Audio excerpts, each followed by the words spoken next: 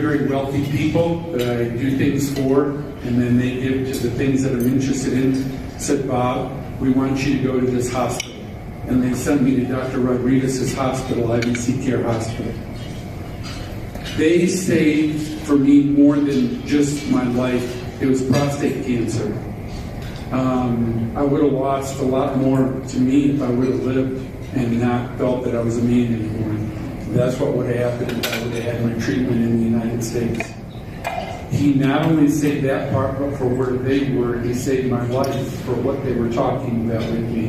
They were just sharpening the knives. The people here and other people you talk to at NCAI, yeah, I work a hard schedule. What I've learned is what I've mentioned before, is that our lives are given to us by the Creator. And it's not how long you live, but whether you live for eternity. And that is determined on how many lives did you determine to touch during the time that you were given years. How much would Michael Jackson have given to have more years? Or Prince? There's so many other people who had tremendous amounts of money. How much of that would they have given to have the years that some of you have? That's what we're talking about here, is giving people more years, and we want to give more of ourselves. Every time Mike is so generous, he says about half. At 50 cents and it was a third, he cut the cost to. Not a half, just throw in 50 more cents and it was a third. But he's taught to be very, very conservative, very mild, very laid back.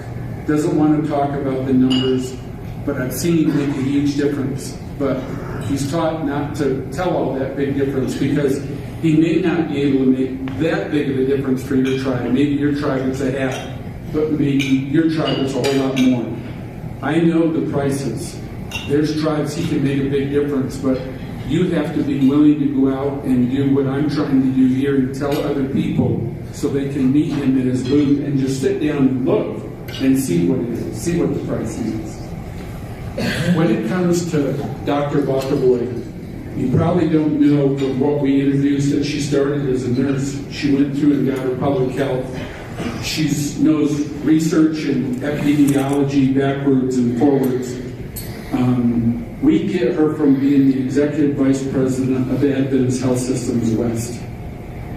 So in my terminology, I want to open the door with the grant that we have from someone in Little Debbie Snack Foods, who always has paid my salary and gives me at least $1 million a year for Indian country, coming straight from Little Debbie Snack Foods.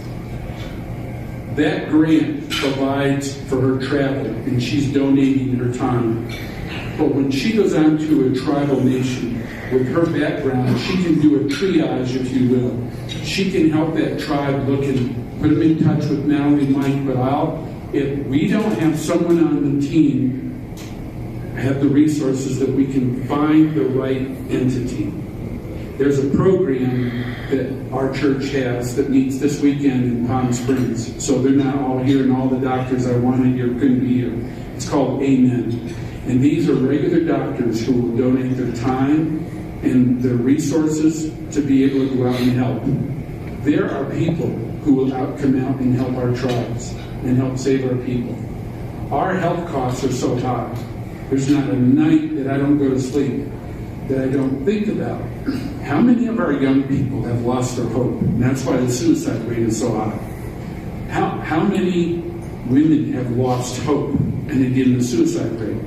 What really causes the heavy cancer and the diabetes and such?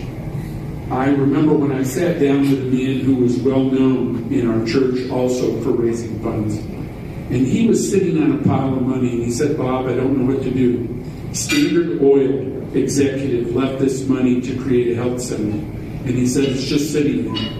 And I said, start building the Lifestyle Center of America in Oklahoma.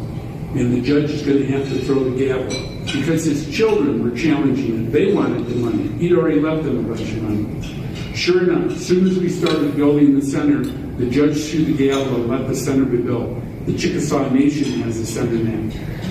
Dr. DeRose was my mother's physician. She had type 2 diabetes for over 20 years. She went there for 18 days, put it in remission, and never had any more shots or any pills. I sent my aunt there. Anybody know anybody here? Because I paid the $10,000 bill for tribal leaders to go there.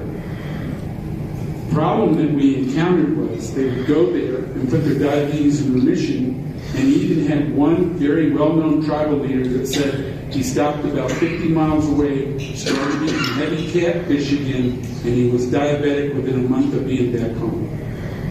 So it didn't work to have a center where you go away to. They need to come to the nations and be on the nations. They need to help your health directors, your doctors. They need to help your people where you are, where you live. That's why this time I'm bringing them this way through you.